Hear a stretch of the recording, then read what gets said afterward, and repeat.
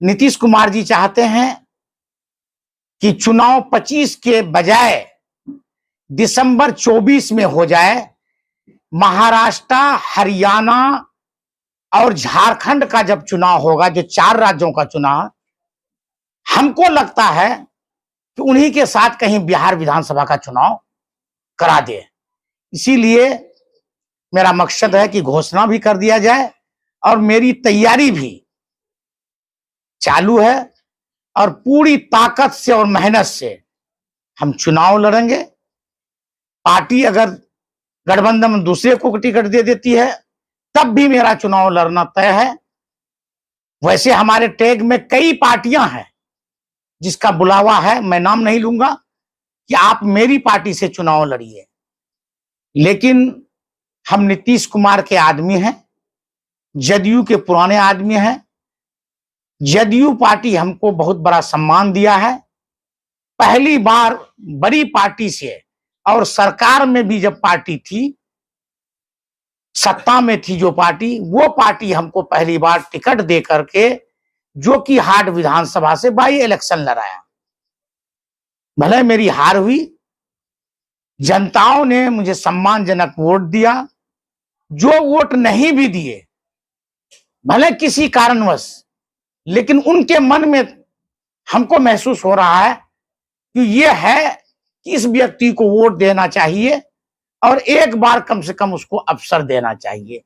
ये जनताओं में है। इसी उद्देश्य से आज मेरा प्रेस कॉन्फ्रेंस हुआ है। चूंकि हाल ही में पार्लियामेंट चुनाव हुआ, पार्लियामेंट चुनाव में नतीजा जो आया है, तो 2 धाराओं में चुनाव हुआ, एनडीए गठबंधन, इंडिया गठबंधन।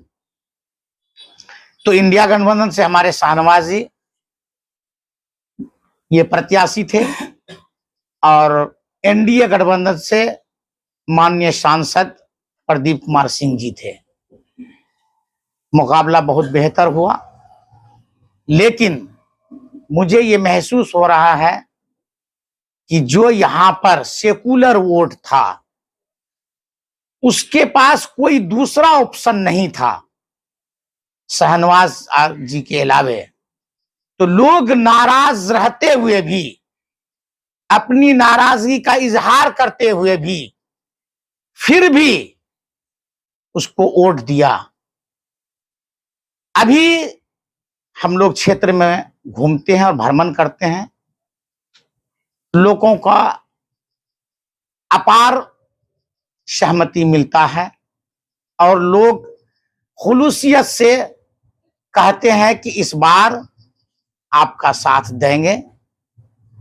बहुत लोगों को दिए और यहां परिवारवाद की राजनीति को लोग समाप्त करने की इस पर है कि हम लोग इस बार परिवारवाद पर नहीं जाएंगे।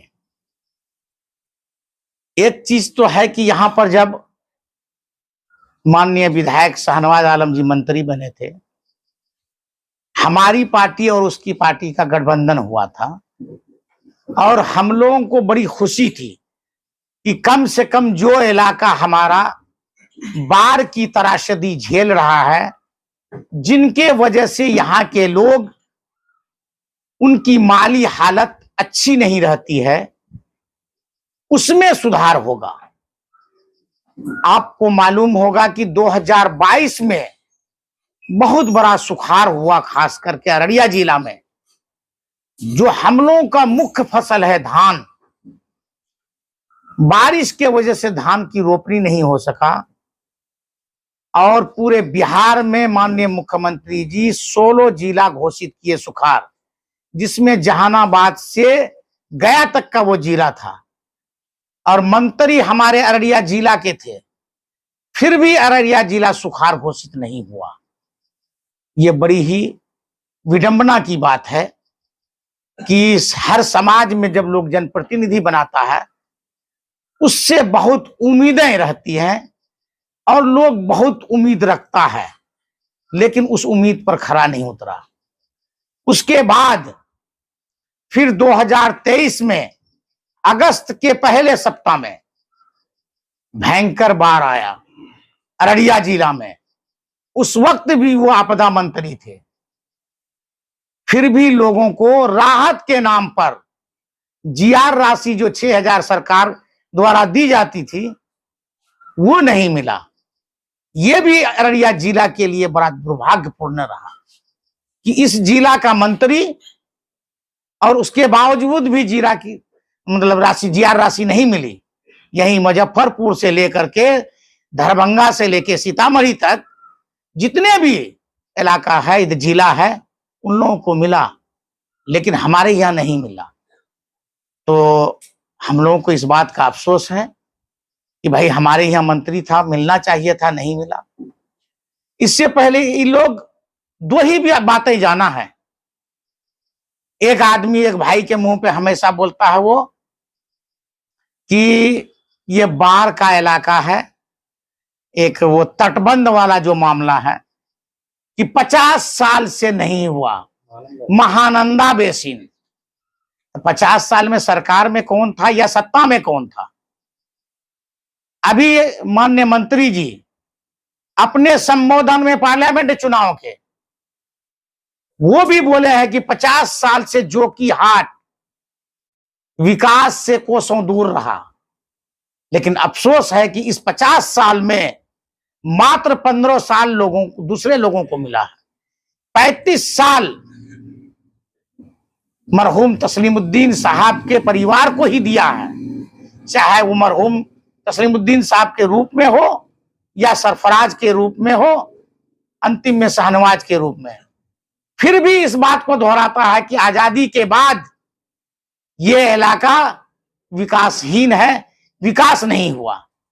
तो बड़ी अफसोस की बात है कि आजादी के बाद जो लोग सत्तासीन थे यहां पर, उसके बाद भी हमारा जिला जो एजुकेशन का हब होना चाहिए, ये तालीम का बहुत बड़ा बड़ा इदारा होना चाहिए, उससे कोसों दूर है।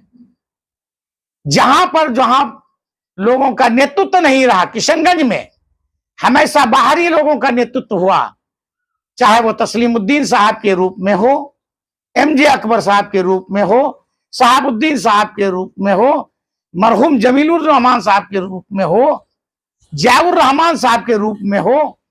लेकिन वहां पर मेडिकल कॉलेज है, इंजीनियरिंग का कॉलेज है और ट्रेनिंग कॉलेज है, बहुत सारा ट्रस्ट का काम है। लेकिन आप पूर्णिया उठा के देख लीजिए, कटिहार उठा के देख लीजिए, ज्यादातर समय तारिक साहब जहानाबाद से आके चुनाव लड़े और वो जीतते रहे, लेकिन वहां इतना बड़ा मेडिकल कॉलेज है और basic training college, BEd college Katihar में है, अररिया जिला में नहीं है।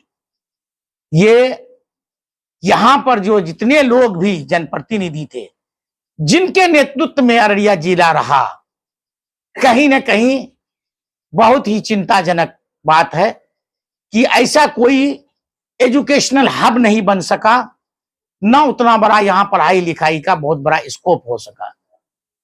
तो बहरहाल हमारा यह है कि इस बार जो कि हाट विधानसभा से हम 2025 में चुनाव हो या 24 में हो, हम सभी अवामुन्नास से और सभी जनताओं से अपील करेंगे कि आप मुझे एक बार अवसर दें, मौका दें। और खास करके मैं जनप्रतिनिधियों से जो पंचायती राज से जुड़ा हुआ हो, चाहे वो पंच के रूप में हो, वार्ड सदस्य के रूप में हो, पंचायत समिति सदस्य के रूप में हो, जिला परिषद के सदस्य में हो, सदस्य हो, सरपंच साहब हो या माननीय मुखिया जी हो, मैं सभी लोगों से अपील करूंगा कि आप मेरा साथ दें। मैं एक मुखिया हूं और 2001 के बाद लोग मुझे 3 पंचायत का नेतृत्व करने के लिए अवसर दिया है। मैंने हर संभव यहाँ के लोगों का दुख सुख में साथ दिया है और हर संभव विकास करके दिखाया है।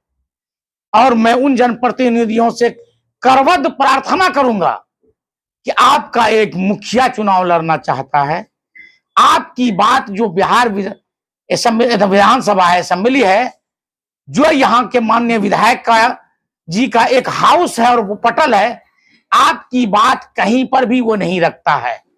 लेकिन एक मुखिया जीत के जाएगा जब सभी जनप्रतिनिधि का सुख सुविधा का और उसकी मेहनत जो करता है उस पर बात होगी। इसका फायदा तमाम जनताओं को होगा, सभी वर्ग का होगा, सभी वर्ग के विशेष जातियों को होगा। जब उसको वैसा सहायता मिलेगा तो आपकी बात मैं जनप्रतिनिधियों से अपील करूंगा, कोई भी आदमी विधानसभा में नहीं उठाता है। मेरा मानना है कि